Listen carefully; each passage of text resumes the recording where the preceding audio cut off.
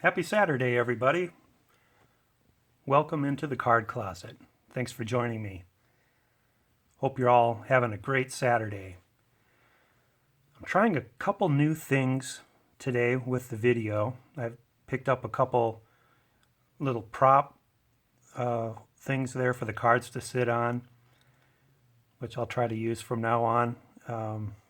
It's a little difficult to keep things standing up all the time when they were on the slick surface. They tended to slide down every now and then. And also, I've got a new tripod for my phone, which I'm using now, which will hopefully have everything nice and still and able to be centered. Before, I was just propping my phone up on the boxes and trying to get it to stay and balance pretty much. So I've got this tripod, and we're going to give that a whirl, see if it makes things a lot easier. It certainly does allow me to get a little closer because I don't have a bulky box between me and the phone and between me and the cards. So let me know if you think these improvements make the channel nicer to watch or not. So today I'm going to go into storytelling mode again. Today's topic is cards with a story, and it will be about my 1979 Topps Johnny Bench card. You see a sample of it in front of you now. So let me take you back to my younger years. This was probably the best I can recall, around second half of 1982 or the first half of 1983, because I know I was late elementary school when this happened. And I had a friend named Joel who lived in the neighborhood. He was a backyard neighbor, as we called it. We had this path system in our neighborhood that ran behind the houses, between the properties. So if you wanted to go play with a friend that lived behind your house, you would get on these paths, and you take them back and cut back through the neighborhood to their house. You didn't have to, go like in most neighborhoods where you drive the sidewalk around the block to get to a house behind you. And so he was a backyard friend, and he was over at my house. He wasn't really a sports kind of guy. He didn't collect cards too much. He just happened to have a few, and even as we grew up through high school, he was never a sports kind of guy. But he had cards, and we were trying to make a trade. He had brought his cards over to my house. We were in my bedroom, and the card he had that I really wanted was 1979 Johnny Bench.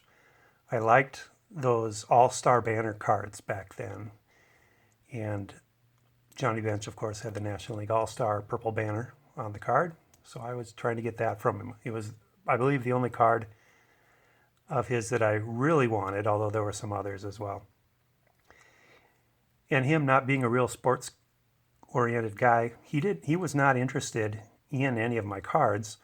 He was trying to trade for a model that I had put together, and it was a naval ship, the USS Constellation. It was a model I had recently finished, and he was offering cards in trade for that model ship, which I was happy to do because I wasn't really that into models. I just had gotten one as a gift and put it together. Didn't really care for it anymore. So we were trying to put together a trade, cards for model, and we both kind of came to an impasse that he wasn't willing to offer up this Johnny Bench for the model, and I didn't want to do the trade for anything other than his Johnny Bench at that time. You'll come to find out soon why. And so we got to an impasse, and we were a little frustrated. So he up and took the Johnny Bench and told me it was no longer for trade out of frustration. He ripped it up into little pieces, walked to the bathroom of our house, which was kitty corner across the hall from my bedroom, threw it all in the garbage can. And that was that. We did end up making a trade. Shortly thereafter, I guess I realized how serious he was, and I did trade my model to him for some of his other cards. So we did end up making a deal. He got the model, and at the 4th of July, which is probably 4th of July 1983, he put firecrackers in different parts of the model and he blew it up. That's how much he wanted it. And so that was our great trade. Well, after he left that day of the trade, I went into the bathroom and I picked out the little pieces of card and I put it back together. So I counted 17 pieces that it was cut in, that it was ripped into, and this is the card. Still have it today.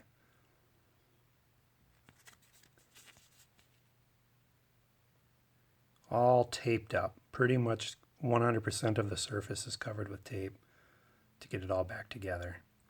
So if I sent that in for grading, I think they'd laugh at me. But anyway, I finally got the Johnny Bench card. I put it together, and since it was better than nothing, I kept it in my collection. So there you go. Then a few years later, when I bought out my brother from his collection, which I alluded to before, I ended up getting another copy from him. But as you can see, it is really beat up. It's got the letter B written in there in a very unfortunate location. So that he had written B's on all his cards. He was still doing that in 1979 because he was a little younger than me. And it's all beat up, very wrinkled. But when I obtained his collection, it became part of my collection. So at that point, I had two Johnny Benches. I'm not sure which one was better condition, but probably the one on the right. And then it wasn't until probably 10, 12 years ago when I purchased the entire set of 1979 Topps all in one fell swoop that I actually came up with an example, which is, I would say, near mint condition. So this one is not slabbed, it's not in a holder because I keep it in a binder. But it's very, very sharp corners, very nice surface and everything.